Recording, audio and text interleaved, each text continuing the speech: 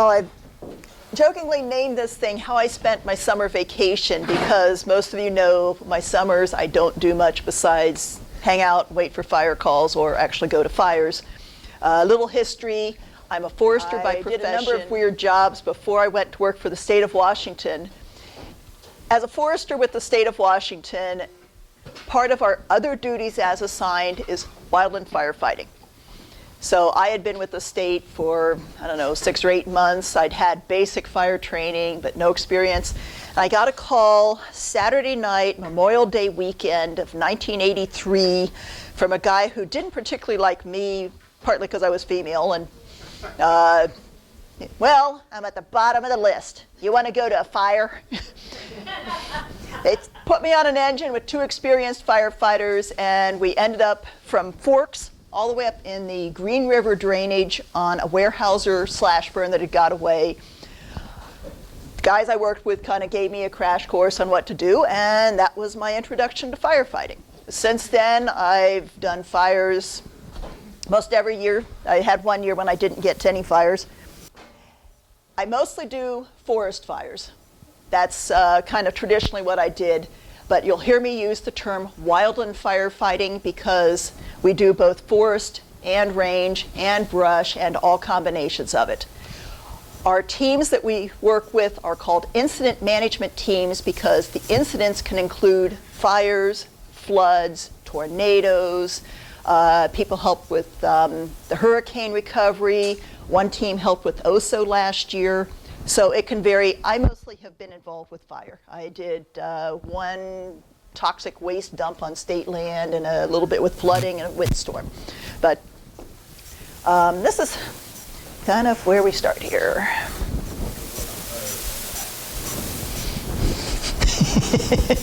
Hope not. Now, when we start working on fires, this is kind of me in the full regalia, but yeah. You'll see I'm wearing Nomex. This is because this stuff is resistant to fire. It will not burn. It will burn if it gets extreme heat, but this fabric is Nomex. It will not melt to my skin. We're required to wear Nomex with a 100% cotton shirt underneath it for firefighting. It's comfortable in this room. You can imagine wearing this when it's 100 degrees out. It's required. The pants are also flame resistant. So hard hat, shelter, everything that I need. So I've been doing the fires for 30-some years now. Like I say, sometimes they're range fires, sometimes they're forest fires. We have what they call the incident, get back. Sorry, this is hard to work with one hand by, okay. This is the incident command system that we work with. So I will be throwing names out and you'll go, huh? Incident commander, the fire boss, is the person in charge. The positions I fill on the fire, we have the people who actually work on the fire line, if I can get this thing to work. I'm a strike team leader, I'm a task force leader. That means strike team, I'm supervising, say, 5 fire engines. A task force, it might be 2 fire engines and a hand crew. It's just a mix of things.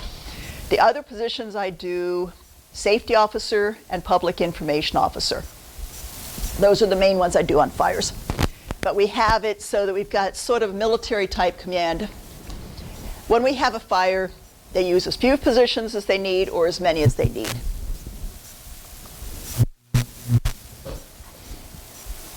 Sometimes it'll be just a few people over the back of a pickup trying to figure out how we're going to attack a fire. Other times you have a whole crew of people. This is a typical morning briefing, except normally they're outdoors. It was just raining enough.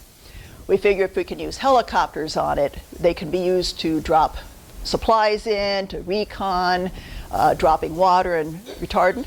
We'll bring in retardant airplanes to try to stop the fire from going through an area. Bulldozers, if we can use those on flat enough ground to push lines in. Frequently we have to use hand crews.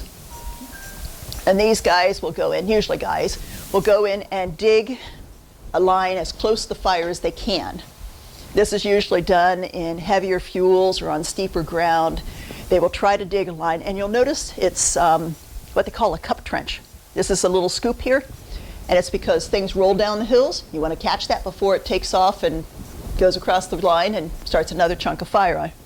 So after they do the line construction, then they have to go through and burn out the little strip of fuel between where the fire actually is and where the line is to secure it, and then that part is considered contained. Frequently, this is what we have to do, is get brush and trees thinned out and the limbs cut up so that there's room to light the edge of the fire. This would be an indirect where the fire is way back in the distance somewhere, but as the fire comes, they'll light off this edge along here, and they need to have it so it can walk across the ground and not go up in the trees right away and jump back across the line again. So this can take various forms. This is all hard work. This is the stuff the crews tend to do. I tend to supervise, which is much easier. Sometimes we can use heavy equipment. This thing's called a masticator. It's got this nasty head that just will mow things down. It's like a giant brush hog on an extended arm. If we're going to burn and it's light fuels, we might go ahead and wet down the stuff on the wrong side of the line that we do not want to be wet, burn ahead of the fire. And then firing operation, they'll come through with the drip torches and light it. In some cases, they will use something called a berry pistol, and it will shoot these little things that will start fire. This is Hell's Canyon. We didn't want to put people down the hill. So as the fire was getting closer to the road, they started shooting with the berry pistol to start little spot fires down below, let them get going, and then lit the edge of the road. And it just got rid of the fuel. We got thoroughly smoked. If you notice, the smoke is going uphill. We were out there just eating smoke. If you want to know what a fire smells like, my fire gear over there smells like smoke year-round because I cannot get the smoke out of it. So, but this one, we were able to hold it at that road. We had people staged along the road. We had fire engines and everything watching to see that nothing went across. We found one spot fire this big. We lucked out. Even with all that smoke going across and there were sparks and everything, we did not have it get away from us.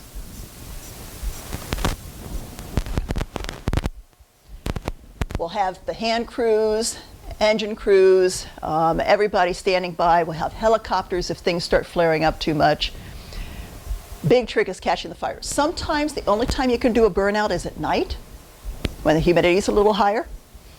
We always have lookouts.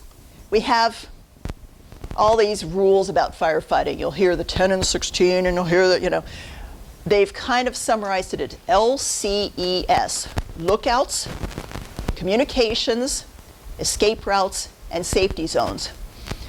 We'll have a lookout, someplace that they will be able to see the various parts of the fire so that if something flares up, if something starts happening and the fire starts moving, if you're down in the trees, you can't see what's going on a lot of times. So we're dependent on people on the radio calling and saying, heads up, that fire's getting really active, it's starting to move this direction. If we get torching and we're starting to get sparks flying all over the place, if we're getting all these things, we need to know about it. So somebody gets put up as a lookout. It's actually a very boring job most of the time, but it's very important. If you have a smoke column like this, sometimes you'll see it from clear out of town. These will be from anything from burnout to a fire taking off. We like to know what it is. Sometimes the fire gets too active, we have to pull people out. Sometimes you have to pull a whole mess of people out from an entire chunk of a fire and wait until the helicopters can cool it down. So these vary. These are taken, some of these are Eastern Washington, some are Eastern Oregon, some are California, Colorado, Montana, Arizona, Yeah, I mostly do the Western US. I have exactly one picture in here from Florida. I think you'll figure it out when I hit it. I have been to Florida once. I go to Alaska fairly regularly, about every other year. And last year I was strictly Washington and Oregon. It was unusual that I didn't go out of state. I consider Oregon to be part of in-state because the forest I work through the Gifford-Pinchot National Forest. and they're partnered with Mount Hood, so I regularly go between those two states. I'm considered home territory in both. Once we've got a fire stopped, I mean, as soon as we think we've got a part of the fire stopped to the point it's not moving, we start doing mop up. This one's cooled down to the point where they've got, room to work. Mop up is the slowest, dirtiest, most critical part of the fire. I see Bob nodding there. I mean, you can stop the fire, but if you don't do a good job of mop up, it'll just take off and take off again. It is very slow, difficult work. Sometimes you have a hand crew and they have no water source and it's just digging and stirring and digging and stirring. Sometimes, like this is, I believe, an engine crew. They have hoses, they have water. Usually one person on the hose, one or two people with tools stirring it up, mixing it up, chopping things up. So this is just the slow, steady job. And this is sometimes where the worst injuries occur because people will step in a hot hole. They'll pick up something without their gloves that's hot. The hand crews often have the worst job. The 20-person hand crews, they do a lot of hiking in and out of places. They tend to keep very fit. We use water tenders, the water trucks, we call them tenders, and they use them for everything from filling various water holding structures. These things we call pumpkins. I'm not sure there's a proper name for them. Everybody just calls them pumpkins because as they fill, they rise up. The floating rim, that white ring is a floating rim, and so as they fill, they get taller, and then as they empty, they shrink down. They come in various sizes, but they're bright orange, and everybody calls them pumpkins. We also have what they call folded tanks or porta tanks that are on a metal frame. It's like a little, some people treat them as little swimming pools. So the trucks will fill them, and then they'll use portable pumps to pump the water where they need it. Extremely noisy, but very efficient. If you can get them working, they run well. If you don't get them working, if you get a bad one, you will never get it to work. Temperamental.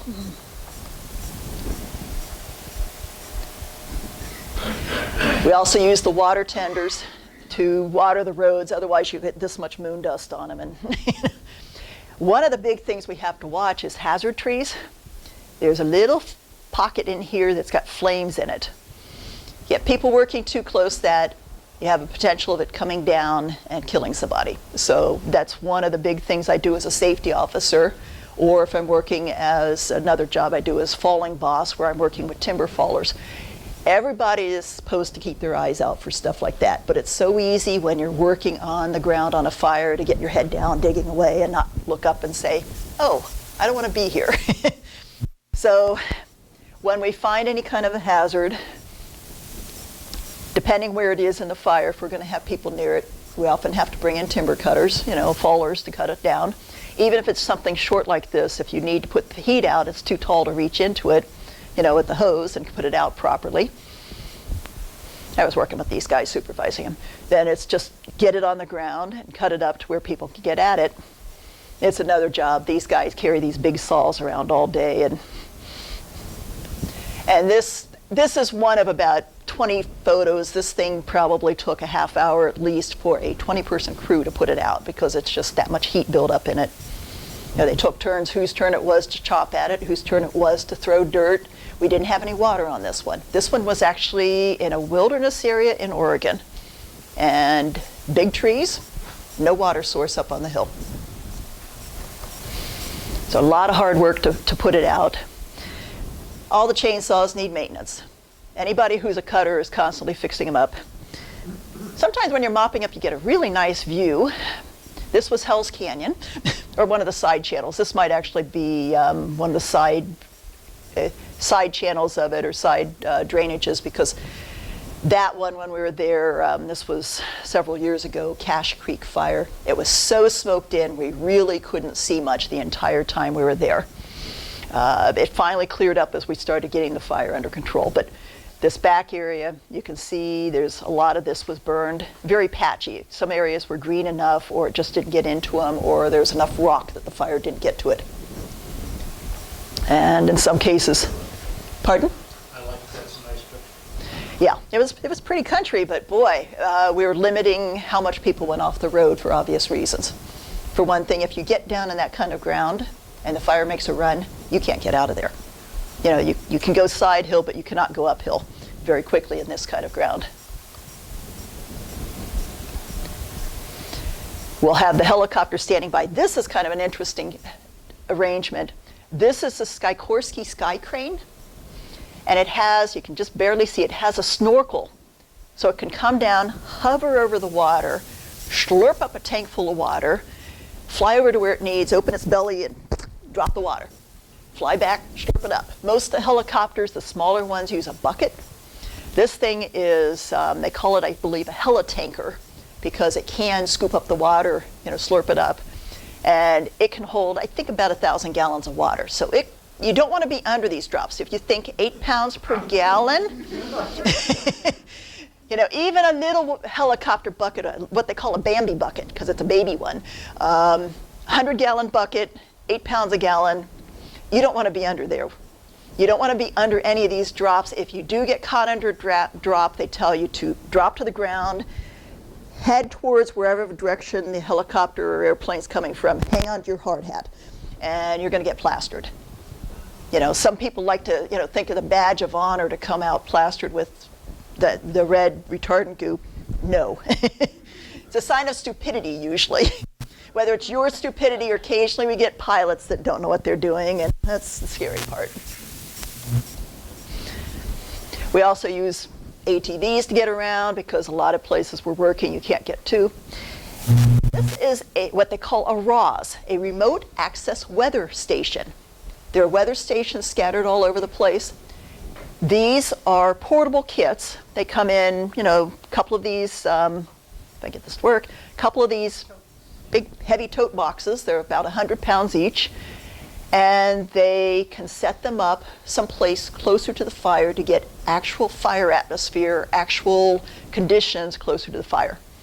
So this has your wind speed, you know, anemometer and direction. It has, I'm thinking this might be a humidity sensor, but I'm not sure. Little solar panels, so it gets the power it needs. And then it has antennas to send the information back to a satellite, and we can pick that up in camp. So they have meteorologists on most of the bigger fires that will be picking up these, these information readings. And it's very critical on some of the fires because some of them, it varies so much from here to, you know, maybe a half mile away. It'll be completely different weather. So RAWs, we'll talk about RAW stations. This is another toy we don't use too often, but this is called a skidgen. It's like a rubber-tired skidder with a tank on the back that holds usually about 500 or 600 gallons of water. And it can go places that the fire engines can't. A lot of the fire engines we use are the little stubby ones that are four-wheel drive, but this thing can go up some fairly steep ground. It can roll over stuff that would hang up a regular pickup or a regular fire engine. And comes with its hose, its pump, and everything, so we will use these on some fires if it's harder to get to it.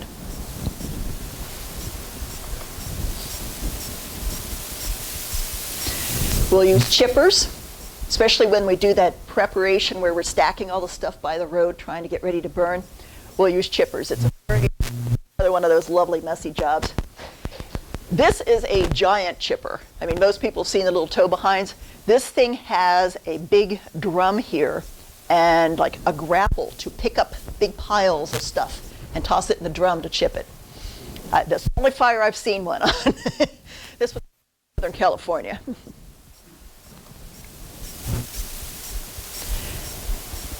Occasionally we'll do just spot treatment. Any guesses where this is?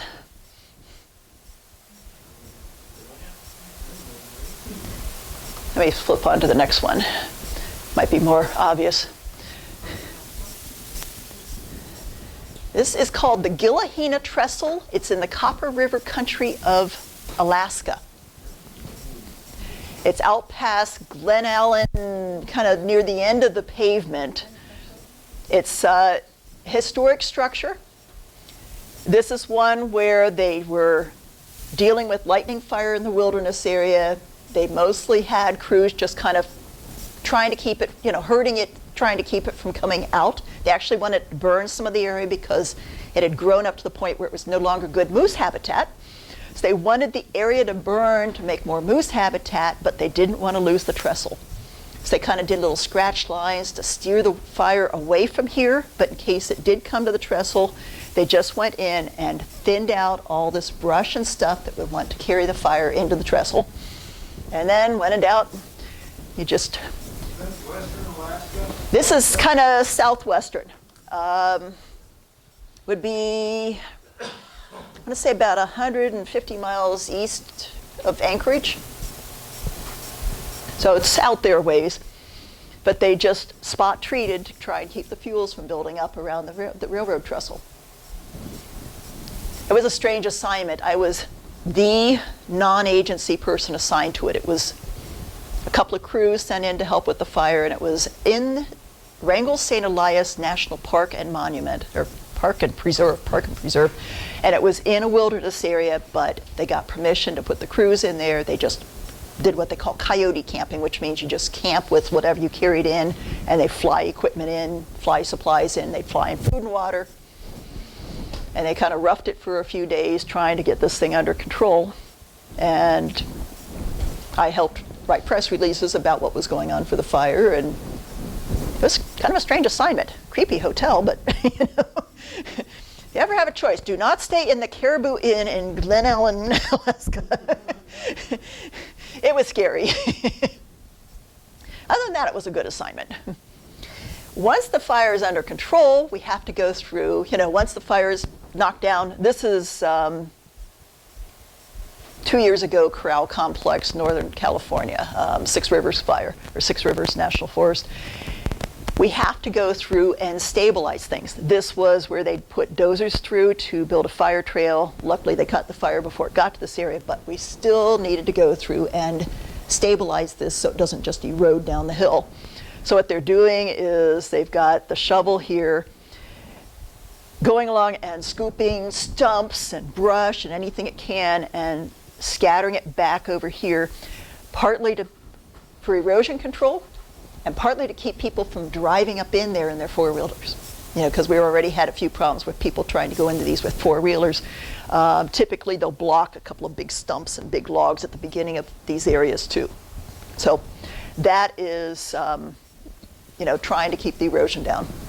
Even little hand lines will go through and put little water dips, try and keep the water from running down them. The other big thing you have to do is pull all the equipment, all the hose. And this is not unusual to see piles of it going back to camp, and then somebody has to sort it and clean it and figure out which ones go back, and sometimes they have people assigned to roll it back up and send it out to the next fire. Camp is usually Tent City. This one we were actually in the process of moving because not only did we have the fire heading towards us, but we also had a problem with a bridge leading into camp. They hadn't thought about the load limit on it, and we were driving water trucks and fire engines and all these heavy pieces of equipment across this little rickety bridge, and they decided if the bridge went, we'd all be stuck in there because there was no other road in and out of it. So we moved from there to another camp. This was in, this was actually Montana. And I believe that's my tent right there. My little travel tent. I have a little travel tent.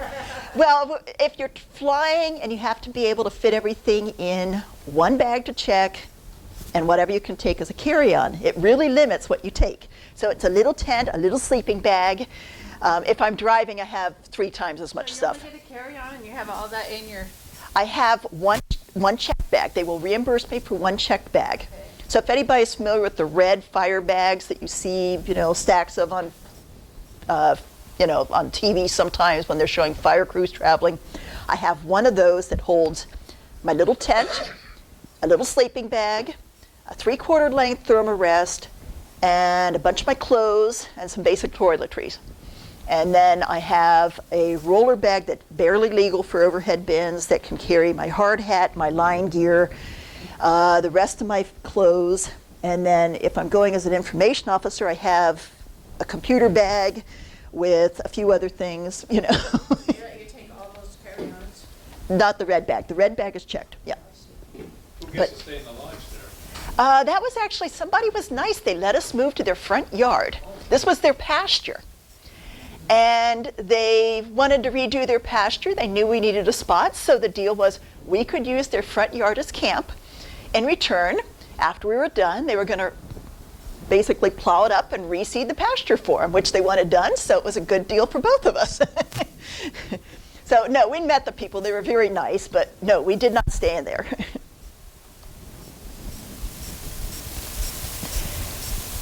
Camps will have, this is probably the kitchen, the eating area. We'll just live in tents a lot of times and work out of tents. Some fires are a little fancier. This one is Warm Springs Reservation. We did have, this is the kitchen. They have extra trucks to have the food and stuff, but that would be where they do most of the cooking and the fixing the food. You walk up the steps, get your plate of food, you walk down. In this case, it was small enough we were eating at their picnic tables around the grounds, but there are times when they have a full-fledged kitchen tent. Do they have portable showers? Yep. Usually, not all. Sometimes we're lucky and we have a school. That one back there? Could you go back? Yeah. Oh, what's it say? Nespalem. It's the community of Nespalem. This is on the Colville Reservation. I've been to 2 fires now on the Colville. And they opened the community center for us, which had electricity, water, toilets. So they used a lot of that building for our office space. And then we had the kitchen elsewhere, and we had our sleeping quarters elsewhere. But we did have this to use for a lot of our facilities. If it's not school season, we use schools. This is, I just lost the name of it. Extreme northeast corner of Nevada, right up against Oregon. And I can't remember the name of the town. We had a fire in Oregon, long draw fire a few years ago, and this was where they put us, and we used the school for a lot of the facilities. This one was also, this is the same camp. For what it's worth, that's the state line right here. This was Nevada. This was Oregon. We'd go to Nevada for the briefings and to turn in our time. We'd go to Oregon to eat our meals. Where did you pay your taxes? Well, didn't have to worry about that. They took care of that. But this was the only camp I've been in where it was two different states. It was a strange one.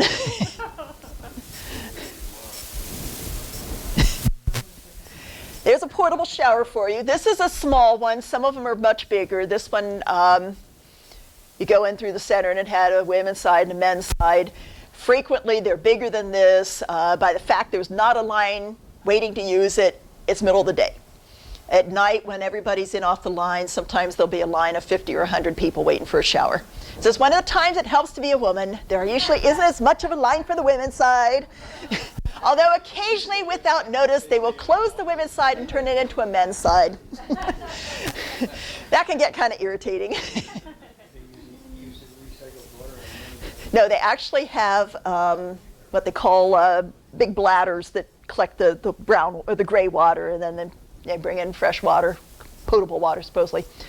Sometimes we're sent out to what they call a spike camp. This one started with just a few tents, then it kept growing and kept growing and kept growing. And for a long time, we had this for our kitchen. They would ship the food up to us in coolers and buckets, what they call hot cans, and that was our kitchen. Porta potties. They put in a shower down the road a ways, and that was camp. And actually, it took a while to get the shower. This one grew to the point they ended up moving most of the camp there. Sometimes we're even in a more remote camp. We had just a few tents scattered around in a kind of a dispersed recreation campsite for this one. This is Idaho. And that one, because we had no kitchen, they would either send us the hot cans or the locals were cooking for us, which was better than the hot cans. And there was like a church camp where we could go take showers, and they let us use the kitchen there, which was nice. I mean, at least it gave us some place to sit down to eat in one place, because we were scattered through a couple of these campgrounds. You can't have a fire without fire t-shirts, at least not the big ones. And they will usually set up just outside camp. They can't be in camp, but they will be just outside camp. I don't buy them at all the fires anymore. For one thing, certain vendors have the same design over and over. I do have a few t-shirts here. I didn't get them out. But they vary. This one I have on right now is from Gnarl Ridge Fire. Back in 2008. I have some in my bag from other fires too, but last year, one fire I went to, I looked at the t-shirt, boring. Next fire I went to, the exact same design, just changed the name on it. Can you tell where that vendor had been? You can make a nice quilt out of yourself. I'm not a quilter. Okay, so I'm going to kind of give you a crash through what I did last summer, the most recent summer vacation. Let's see, I guess up until June 8th, I was at home. The 9th, I got a call to go to Dog Falls. Everybody know where Dog Mountain is down on the Columbia River Gorge? Sure. A lot of you have hiked it, I'm sure. East side of it, Dog Creek comes off, and there's a little Dog Falls in there. Yeah. This fire was less than 5 acres on the back side of the ridge down on the drainage by Dog Creek. They were worried if it jumped the creek, it would become a minimum of 500 acres. So we had 2 helicopters and a hotshot crew on a less than 5 acre fire. Very unusual. I was there as a safety officer. We discussed various things, including safest thing was people like me don't go up there, because the ground it was on was kind of this kind of stuff. We didn't want anybody up there that wasn't sure-footed. Even at that, one of the hotshot people, one of the guys on their crew rolled an ankle. So it's just really bad ground. And then there's the poison oak. So everything that they needed, they found a place they could put in a pump. They scratched lines where they could. They flew up with hose, pumps, fuel for the pumps, food and water for the crews, flew everything up there that they needed, dropped it. They found a little flat spot big enough to drop things, and they put things in that way. The other helicopter we had, this is the weirdest kind of helicopter you'll probably ever see besides sky cranes. Anybody heard of K-Maxes? This thing is literally, the body of it's about this wide. You will not see them used for anything like hauling people because they just don't have interior capacity. It has 2 blades that, like egg beaters, rotate in opposite directions, but it is a heavy lift helicopter, partly because it is so thin and it is so light. It can carry about 1,000 gallons of water, just like the big sky cranes. So we had one of these on it. They're very quiet. You hear this whoosh, whoosh, whoosh, whoosh, whoosh, and it's like, oh, here comes the sky crane. So, but that's about all I took on that photo of that fire because it was in the middle of nowhere. So I'm back home. Pardon? Who does the helicopter belong to? We get contractors for them. Okay. I mean, they have contracts through the Forest Service or the state or whoever it is. The next call I got was, I spent exactly 2 days on Dog Falls. Was that a lightning fire? Dog Falls, they think was human caused. They were still investigating when I left. One of their suspicions was it's a popular area. As bad as that ground is, druggies. They have drug growing, pot growing in that area. They were finding irrigation pipes that were still flowing water, even though they'd gone in and cut a whole bunch. Last time they hauled out a bunch of drugs, pot growing operation. So I was home for about a month, and then they called me to go to Mills Canyon. Get your bearings. This is the little community of Entiat. Down here would be the Rocky Fork Dam. Is that right? That's not the right name for it. I keep losing the name of that one. Rocky Reach Dam, sorry. The Rocky Reach Dam would be just down the Columbia River. This is Columbia River coming through here. Rocky Reach Dam. Wenatchee would be down here. So this is on 97 alternate on the wrong side of the Columbia River from where most people drive it. This one started as a structure fire that got away. It started somewhere up in this area, took off every which way. Something unusual for me, that I was assigned to work with the structure group. I don't normally work with structure groups. Our job was to protect the structures that were around the area. We put fire lines around them, we put hose lays out, and we waited to make sure that nothing happened. A lot of hurry up and wait on fires. In this case, the opposing land, hillside, this whole piece of ground was expected to burn down to a line they had behind these structures here.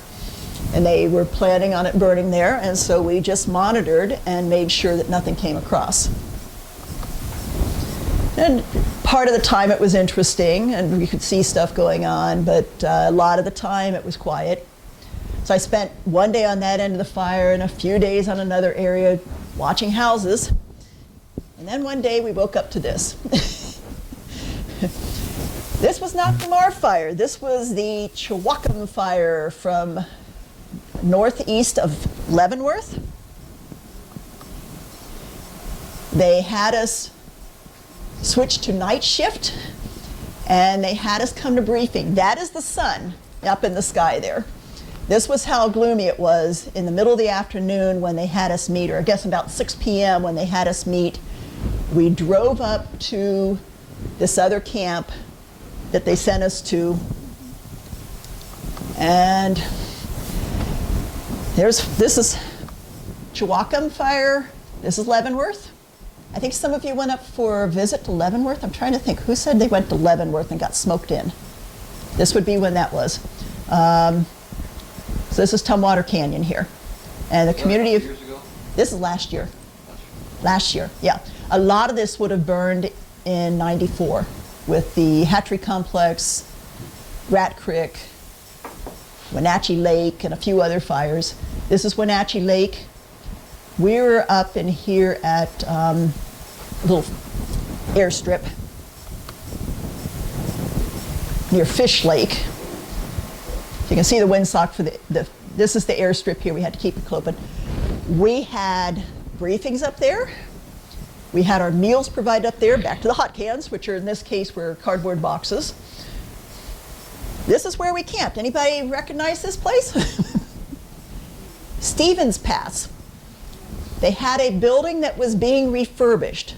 Considering that it was about 90 to 95 out during the days, they found they could use this building, no water, but electricity, air conditioning, and we could sleep in a building behind me, actually. Just on the floor in there for a place to put us out of the heat, someplace we could get some sleep during the day. I hate night shift. I stayed in there a few nights, and then they kept sending more people to night shift, and it kept getting noisier and noisier at night, and I finally gave up, and it was cooling down. I got my tent out and went back to a campground that was not far from the camp, and it was all people from the fire on night shift, so it was actually pretty quiet. Quieter than this place became. During the summer, if you've ever been up there, during the summer they use it for mountain biking up at Stevens Pass. Part of what we were protecting, this was a historic house that was pioneers in this area. They used to own everything within inside of their house, and we're talking probably 1,000 acres or more when it's not smoked in. It was being refurbished. It looked like garbage, but it was a historic home, so it was very important. We had all sorts of clearing that we did around it, a lot of protection on it. But night shift is just weird. We'd get there, it'd be getting dark. Can't see, there's engines along the road. Most of the time we'd see distant glows, if anything. Morning come, we'd look and see, okay, what changed? Usually couldn't see much because of the smoke. It did get to the point where the fire was up close to the road, and they did the burnout along the road. We caught some sparks that went across the road, which was what we were there for. Kept those from going anywhere. And then they finally decided they didn't need us on night shift anymore, and I got sent home. So, oh, the hand crews again, they did lots of hiking. I'm so glad I'm not on a hand crew. It was kind of pretty. This was Tumwater River, or Tumwater Gorge area. So I got to go back home again. Yay! I wasn't home for long before I got sent to the launch fire. I was home for about 5 days. Launch fire was by 4 Mile Lake, which is up against the Sky Lakes Wilderness on the Fremont-Wainema National Forest. If you look at a map and you've got Medford, Klamath Falls, it's kind of on the road that goes in between, and then you go up like this, and then you're in the middle of nowhere, and that's where we were. There was a whole series of lightning fires, but this particular one was not lightning because they found a campfire somebody had let go.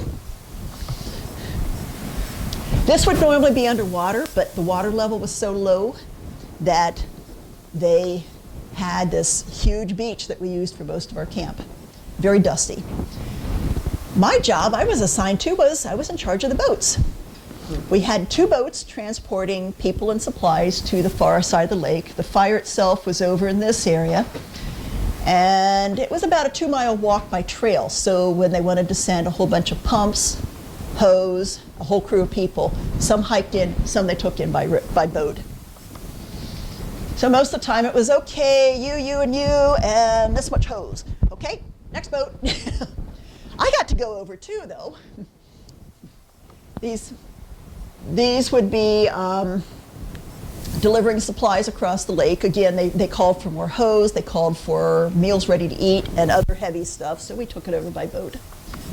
That's as much of the fire. Again, this would all be underwater in a normal water year, but they've been really low. We did get some beautiful sunsets there. This was really pretty camp, except for the dust.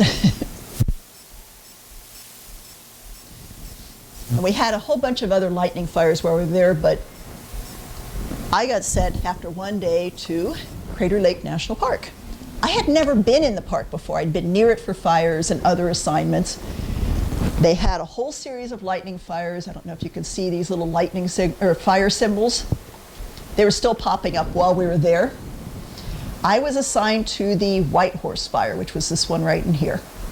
It was about a half-mile hike into it. The day I was sent out there were 2 crews working on it. Could kind of almost see the smoke from here, but didn't look like much, except it's only 2 acres, but it's standing on end. This is after the crews had knocked most of the heat out of it. And it just spent 2 days crawling around on this thing with the crew, and then 2 additional days crawling around it with just an engine crew. One of the problems is we had no water there.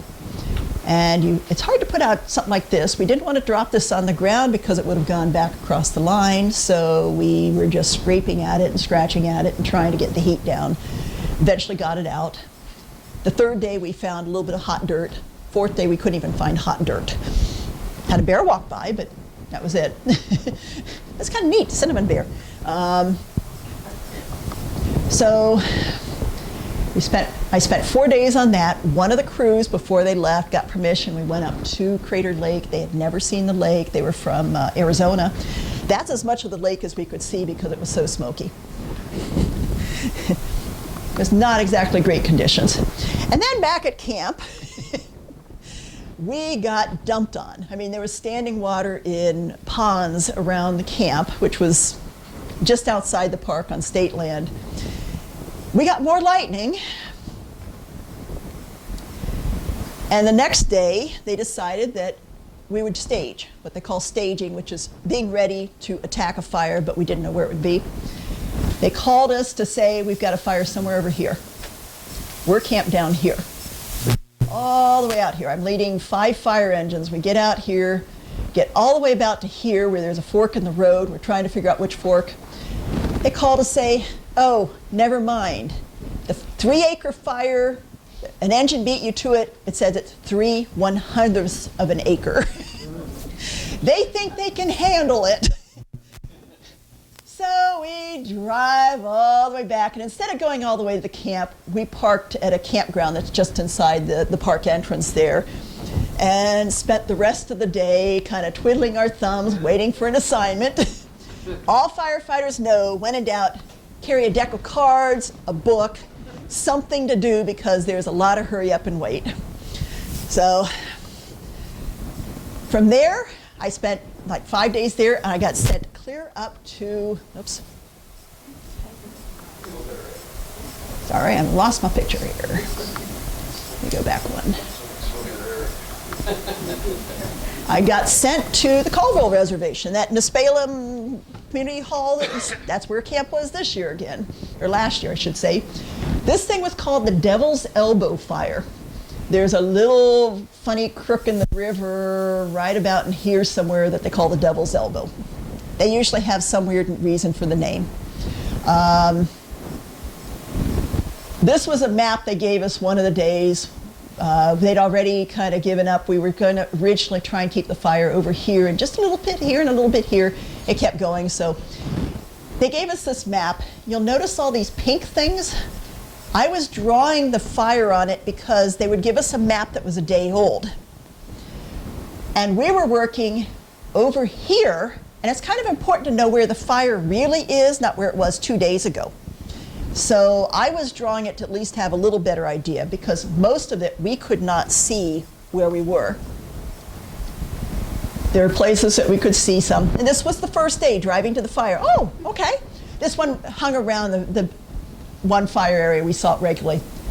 We could see fire in the distance sometimes. We could see the smoke, but we couldn't see where the fire was in relation to where we were. We had safety zones, which are kind of critical, someplace where we could park a whole bunch of people, a whole bunch of vehicles, and if necessary, wait out a fire. It could blow around us, could blow past us, but we'd be okay. The fire had already burned this area. You can just see a little bit of smoke out there, but it's pretty quiet there, but the fire was still ripping elsewhere. Then we got sent to the extreme southeast edge of where they thought the fire might go. And this was our other safety zone, and we could kind of occasionally see an airplane flying in to do something, but we couldn't tell where they were, so it was a little eerie to us. Most of the time we were trying to get a line in, a few places that you could do it, where you could stop the fire. These hand crews were going in behind a bulldozer. The dozer would cut a line, and then they would go through and do all the prep work of thinning out brush and clearing things and tossing it across the trail. Hard work. Like I say, I'm glad I'm not on a hand crew. End of the day, we'd finally get together for what they call an after-action review, where we'd discuss what went well, what didn't. The guy here is our boss, our division supervisor, our boss for that part of the fire. And you can see he had a lot of people he was trying to supervise. So I was kind of one of his people he supervised, and then I was supervising some of the crews. That's kind of how it worked. Spent a lot of time driving around trying to figure out where the fire was really at. They gave us a better map showing where the fire was 2 days ago, but then it didn't show where we were. So we were still, the entire time I was there, it was that way. Oh, we had a few of these guys around, not too many. I only saw 2. Yeah. We had a little problem, though. We got this one area, we got our line in. The crew did all this work to get the line in. And they were supposed to send what they call a firing crew in, a more experienced crew, to come in and light the fire along the edge when it got close to, the other fire, the main fire is getting close to us. No firing crew. Guess what? They're busy elsewhere. No holding crew. Guess what? They're busy elsewhere. We have fire about 100 yards away from us, marching towards us. We can't just walk away from this. So this crew doesn't normally get to do the firing, but we agreed. The important thing was get this fired. So these guys had a blast. They got to use drip torches for a change. I mean, you can see this is the wildfire that we're trying to meet is out here. Photo op. They so rarely got to do this. They were doing photos of each other. And this was getting later and later in the day. They lit until dark. I think it was about 9 p.m. when they finally quit lighting. And then a few of us, me with 2 engines, stayed until 1 a.m. to babysit this thing. And as long as the smoke was going that way, the sparks were going that way. So we were okay with it. We had one corner we had to watch closely because it was threatening to jump it, but the rest of it, put on a nice show, but it burned like it was supposed to. And I apologize for the quality of some of these pictures. I'm using a tough camera and it doesn't have as good quality of photos. By morning, that's what it looked like. It had burned out most of the fine fuels on the ground. It had stayed where it needed to, and as soon as it cooled down some, we could put the engines on it. We held that part of the line. We're good, you know. And then I went back home. Yeah, I mean, this is how I spend my summers. Yeah. How many people make up a fire? A crew is usually a 20-person crew. All right, there's still more if you want. I mean, I don't know how long people want to listen to me blather. Yeah. I got way too much stuff here. Are you working for the Forest Service? Or I'm a casual hire through the Forest Service. I have no guarantee that I will be hired for anything. They will pay for my 1 day of year of recertification, the PAC test, and kind of refresher, but the rest of it is kind of on my own. 1 year I only got 17 days on fires. My craziest season I was gone over 90. So last year was kind of not as good as I'd hoped in that I was only gone 57 total, and that includes just some days where it's just a few hours worth. So you actually work for the Gifford Potential? That's who I hire through. Okay. But I'm considered a contractor. I do not get paid. I get paid, they cover my travel expenses, they cover meals and stuff. My checks, all they take out of it is federal taxes. They don't take out Social Security, they don't take out unemployment. Yeah, nothing, you know, so. 99. Yeah, I mean, it's just all I get is, you know, I have no guarantee from them at all. If they ever decide that, oh, they're not going to use casual hires, I'm out, you know. I have a lot more, but it sounds like people want to leave. I got way too much on this thing. Well, I thought it was awesome. That's great. Thank you. Yeah. I might have to do a part 2 sometime.